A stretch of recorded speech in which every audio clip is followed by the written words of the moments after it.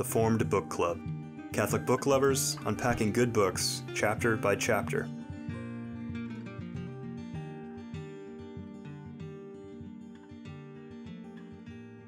Welcome to the Formed Book Club. I hope it's welcome back to the Formed Book Club. We continue to discuss The Lost Maiden of Heaven, a very important story to know about our country. It's Foreign Relations by Geoffrey Shaw, a military historian. We concluded chapter 9 last session.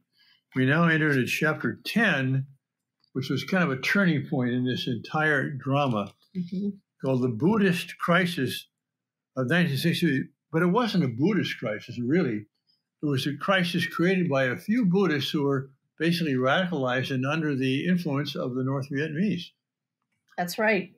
Vivian. So last time we set up what a crucial year 1963 was, and really the pinnacle of the end of the Diem government was this Buddhist crisis of 1963.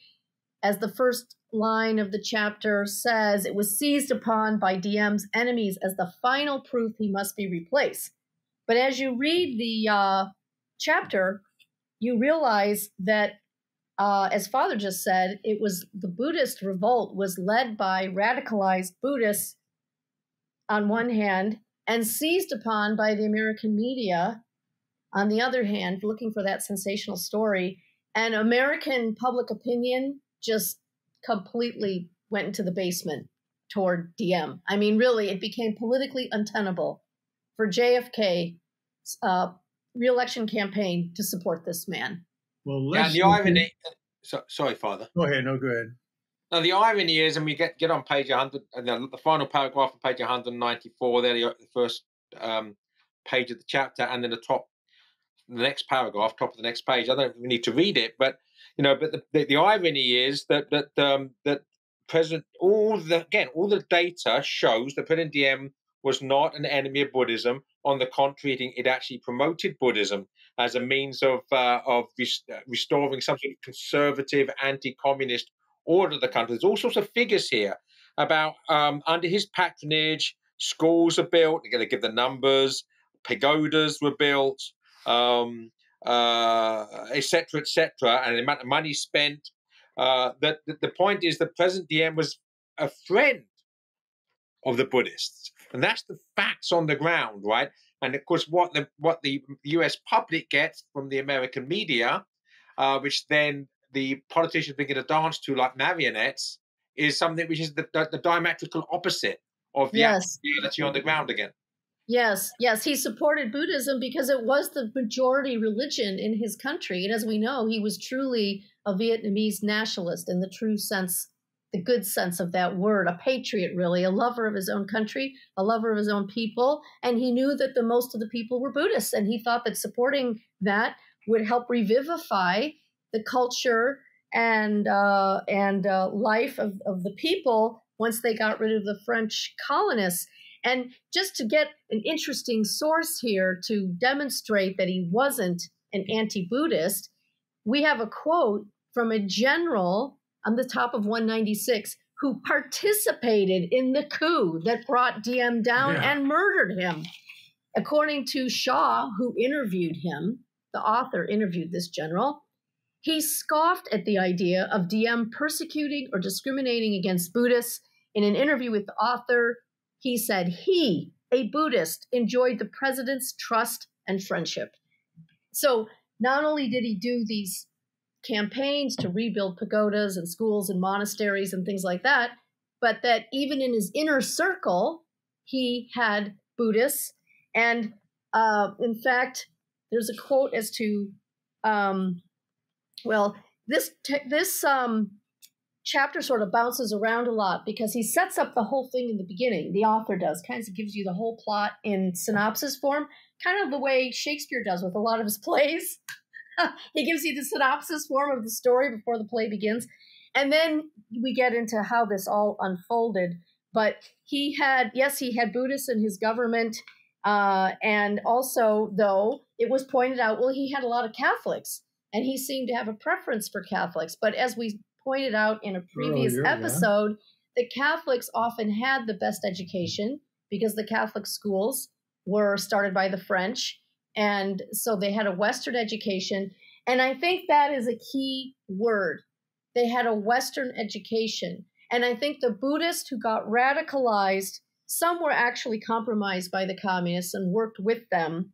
But other of them, I think, thought that they need to purge the country of any kind of Western influence. This was a footnote. There's a great footnote on this. This was a dramatic theme in Vietnamese history. You know, when Christianity via Catholic missionaries first came to the country, tens of thousands of people who converted were murdered by government pogroms against them. So this tension between, and this happened in Japan, it happened in other places where any Christian influence was seen as a foreign influence, as a corrupting influence, as something that was going to rob the people of their true identity. And so I think this Buddhist movement that got radicalized and certainly exploited by the Viet Cong and even infiltrated by the Viet Cong, I think in a lot of ways it was just another manifestation of this anti-Western. Yeah, I want to nuance that, but I think Father said he had a quote he wanted to read. So maybe after Father's read his quote, I'll okay. And then in the background, I want to bring up later this idea that the Viet Cong are not stupid. No, I mean they are very shrewd and very intelligent, and so they look for these things they can use. But I want to jump into the next chapter. It's a footnote 12 on page 216, where this Father Ghetto had done these investigations.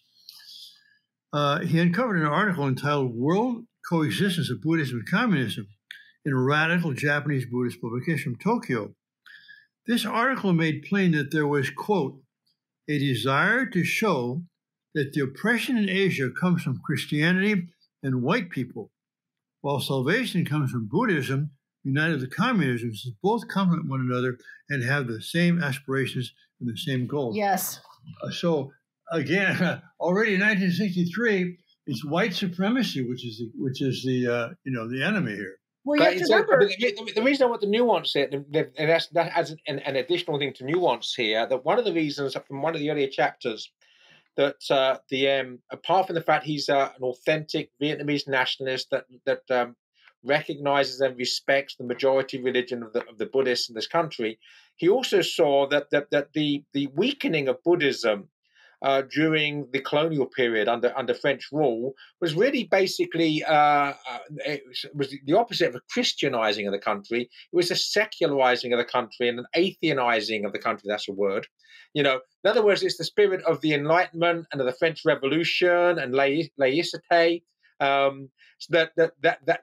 That was something that Diem thought was negative, and that Buddhism would be a conservative step in the right direction back towards a belief in the supernatural, away from this Renaissance thing. And then the other irony from what you've just read, Father, is, of course, what's more Western than communism?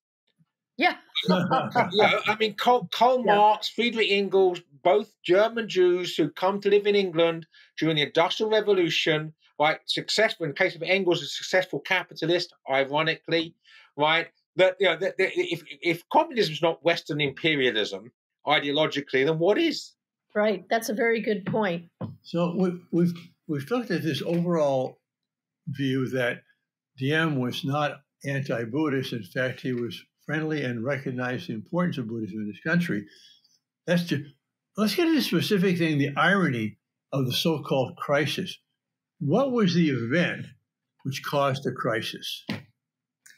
It was the anti-religious flag law that Diem's government had passed, that you couldn't put a religious flag above the flag of Vietnam. And why was that passed? Well, it was passed. Well, the law was passed, but then his brother, an archbishop, a Catholic archbishop. But the reason for the law was his brother, the archbishop of Hue. I thought it was passed, but the brother defied it. No. Okay, it was passed because of the brother. I think it was passed because his brother, Archbishop Hue, had his 50th anniversary as a priest or bishop, and they had a huge celebration, and the Vatican flag was given more prominence Yeah. than the Vietnamese flag. That's right. And the Buddhists resisted, were upset about that. And then when they... So Diem had a law passed saying, we don't allow any religious flag to supersede our country's flag. Right. And so what happens, what's the crisis? When the Buddhists want to fly their flag, the Buddha's birthday, above the Vietnamese flag. And so Diem's government says, no, you can't do that anymore. And unfortunately, those flags were taken down forcibly. Yeah. And so there was this misunderstanding that somehow even though the law, whether it was before or after the incident with the Vatican flags, it certainly was Diem's sensitivity to how offensive that was, that he had this flag law that was supposed to be applied to everyone. Right. No one could put a religious flag above the flag. We have that law in this country. No flag is supposed to be on the flag post above the flag of the United States of America. We have that law here too. Okay, so that's the middle of page 196. And again, the irony is that law was passed by a Catholic president to basically make it illegal to fly the Vatican flag. Yes. Okay. So it was his flag. So it was his brother's lack of prudence that led to this law. Diem's brother was a Catholic archbishop. Then Diem passes this law. Another interesting point is that when they passed the new Constitution, Diem made sure that the wording of the divine was not the Western word for God, but the Buddhist word for God. I mean, I think we see here a man who was very sensitive to the fact that his religion was a minority religion and that he had to be seen as the ruler of all and not have preferential treatment for one group over another. And that's the irony, is that that's what brought him down, was the impression of the exact opposite, because these Buddhist radicals, they knew how to play this game of creating sensational situations, the government forces putting down riots and this kind of thing, then people getting hurt. Then, I mean, it's classic. It's a classic leftist tactic. Yep. Yep. And I, by the way, looked up one of, when I started reading this for the first time, and this accusation was being made that the Buddhists had been infiltrated by the communists, or were at least working with the communists. And so I looked up some of these sources, and this 197, this footnote number 10 on 197, this Ho San Dai and Tran Phan Chan, that was published in a publishing house in Ho Chi Minh City. That is the capital of North Vietnam. And I actually found... No, that's Hanoi. Ho Chi Minh is the new name of Saigon. Yes, Ho Chi Minh is the new name of Saigon. Thank you. Thank you for correcting me. But this is a communist publishing house, is the point. And I ended up looking it up. I got this this publication in English, translated, and they're gloating with glee that they managed to use the Buddhists for their ends. The communists in this book, this is a book coming out of a communist publishing house in Vietnam, they were gloating with glee at how they were able to use the Buddhists to bring down the Diem government. And so I realized, it was another one of those, I did a few fact checking to make sure that these sources were all copacetic and that the author had done due diligence and all this. It was pretty shocking.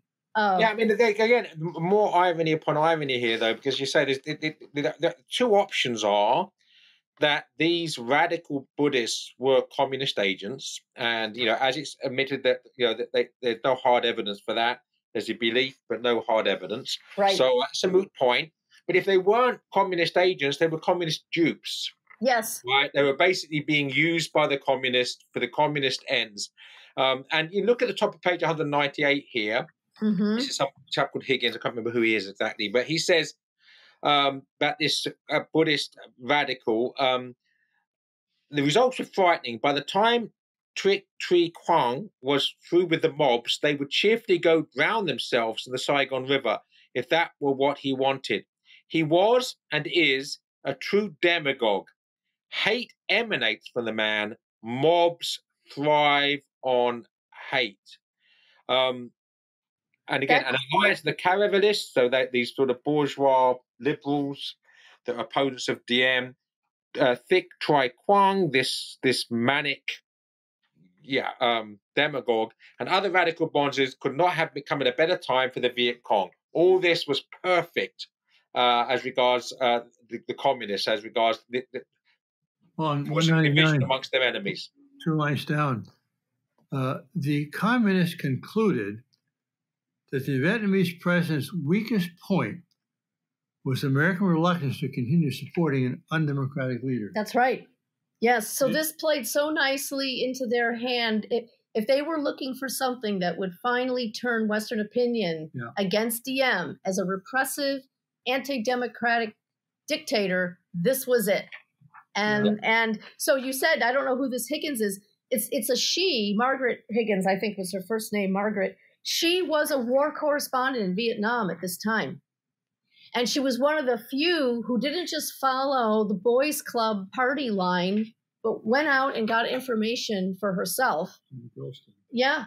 And so, by the way, and on page 204, she describes this Quang guy, quote, a kind of Machiavelli with incense. Yeah, I saw that. Where's that again? I highlighted that. Where is that again, Vivian?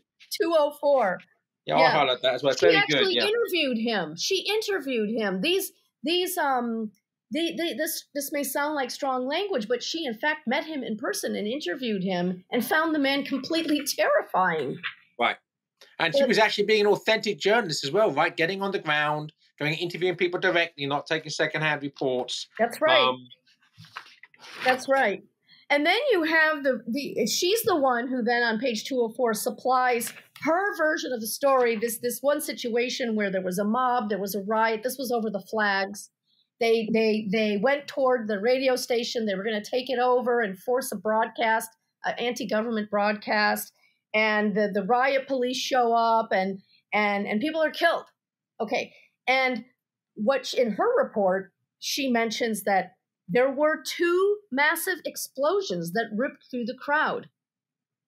And so it's not clear. A Buddhist doctor, this is 205, who examined the bodies of the victims said that their injuries had to have been caused by something exceeding the capacity of anti-riot gear.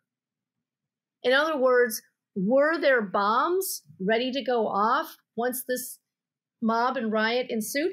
And how does this not remind us of 4 dead in Ohio? Okay, the famous anti-Vietnam War riot on the campus of the Kent University in Ohio campus, this huge, massive riot. Now, maybe a lot of people listening aren't old enough to remember that the anti-war riots in this country were also infiltrated by the left to make sure that the most amount of mayhem possible would happen, buildings being set on fire, and so on. And so at Kent State, the National Guard were brought in, and 4 guardsmen got surrounded by this mob. Meanwhile, by the way, some of the speakers who were speaking at this gathering were calling for the students to murder their faculty, murder their parents, burn the place down, destroy everything. It was very, very provocative and inciting of violence. And these 4 National Guardsmen get surrounded by this mob. They're throwing bricks. They're moving in, and all of a sudden an explosion or something goes off in the crowd somewhere. No one knows where to this day. And those guys dropped, aimed, and shot. Okay, they just this is what they're trained to do, right? And of course, there were innocents, if you want to call them that, in the crowd who were killed. And this made national news. Repressive U.S. government shuts down peaceful assembly of students with murder. That's the narrative that took over the country. To draw upon the experience of my own radical past, that I was very anti-communist in terms of ideology, but I was very. It's a bit like the communist, the Viet Cong, learning from T.E. Lawrence of Arabia, right? You can learn from your enemies. So I would have called myself ideologically various times, maybe a Nazi at certain times, but as a term of strategy, I was a Trotskyite. So the difference between Trotsky and Lenin was that the Trotsky said the reason the only way you come to power is by causing chaos, by basically making the present system untenable. So this would be exactly what we're seeing here, planting bombs that kill your own people in order to get the desired response, which is more and more chaos, anarchy, to make the whole system untenable. And then once you bring up, in our case, for the Trotskyites is to cause a class war. For us, it was to cause a race war. But the consequence was you make the present system untenable. It doesn't work. You create anarchy, and then out of the anarchy, like a phoenix from the ashes, you rise and take power. That's Trotskyism, and that's exactly what's at work here. That's the Buddhists, exactly I can't believe the Buddhists are Trotskyites.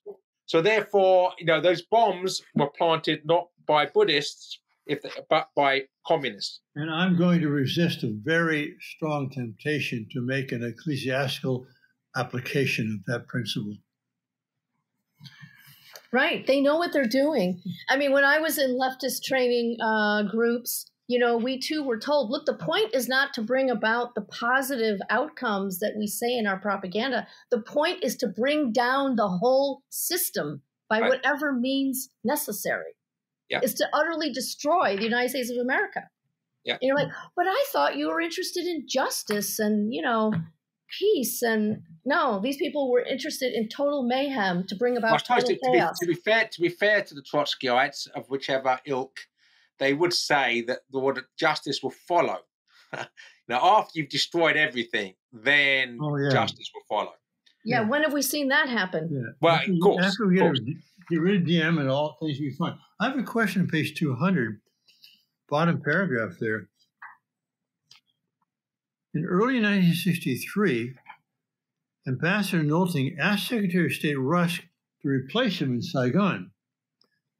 The Assistant Secretary of State, Harriman, replied to Nolting that owing to the progress that was being made in South Vietnam, Nolting should remain indefinitely. Wait a minute, I don't understand it, because Harriman wanted to get rid of Nolting. And Harriman was saying we're not making progress, we have to be in the military there. But eventually Harriman does decide to take him out, so I'm not sure, Father. But this is 63. Yes, and Nolting's gone by the summer. Father, my answer would be, and I don't know, it's a good question, but the following sentence. He advised Nolting to plan for a holiday sometime in the spring or summer. So what you do, you placate the person's fears. You tell him, we're all with you. We all support you. No one wants to get rid of you. But just take a holiday. Yeah. And of course, it's exactly what he's on his holiday, right? The axe falls. That's right. That's right. So basically, this is another example of Harriman's duplicity. So basically, capitalist Machiavellis are not much different from Trotskyite ones. There you go. There you go. Yeah, so this Buddhist thing just goes from bad to worse, as we see it continues in the next chapter too. That it takes on a movement status of more and more. If I could just read before we finish this chapter, the final paragraph 206, not the whole of it, but the first few sentences, because this I think is important as regards seeing DM in an objective light. Yes. During the first meeting with the Buddhist leaders, DM explained to them that errors had been made by government officials with respect to the flags. He reminded them that they were guaranteed freedom of worship under the Constitution of the Republic of South Vietnam, and he also reminded them that there were troublemakers at the Hue radio station who had nothing to do with Buddhism. Indeed, Catholics were amongst the injured. DM went to great lengths to assuage Buddhist fears and to meet their demands. That's right. And he offered generous indemnification for the families who had suffered losses. But they wanted him to admit guilt. So they were the ones who were uncompromising here. And as we know, there was an inquiry called. Eventually, the UN, who studied the case, vindicated DM's government for not being to blame for all of this. But, Diem was already dead by the time that report got released. But the in Buddhist... fact, the report wasn't even released, if I remember rightly. Yeah, that's right. It was not published. It was William F. Buckley that got a copy and published it. That's right. You're right, Joseph. But what's interesting is that Diem, the Buddhist demand was that he admit guilt before there's an inquiry. Yeah. Well, there's a bit of logic problem going on here. You don't admit guilt before an inquiry. It's called lynch law. That's what it's called, lynch law. You basically find someone guilty and punish them by lynching them before there's a trial. Right, exactly. And of course, why would he go along with that? And that was shown as proof of his, I don't know, lack of sensitivity toward the Buddhists. Yeah. Rigidity. All right. So we probably covered this chapter pretty well. What do you think? Well, yeah, I would like to close with this, I thought, a very nice metaphor. The last paragraph of the chapter, page 212, Nolting told Secretary of Defense McNamara that, quote, it was difficult, if not impossible, to put a Ford engine into a Vietnamese ox cart. That pretty much is an image that sums up what we tried to do there. Mm-hmm. Yeah. Good. We'll join you soon for the next session. We'll take chapter 11. Thanks, and everyone. 12. God bless you all. 11 and 12, right? 11 and 12. Oh, no, 12. Well, we'll see. Yeah, okay. We'll find out. Get ready. If you enjoyed this discussion, please help spread the word about the Forum Book Club by subscribing to the podcast and writing a review.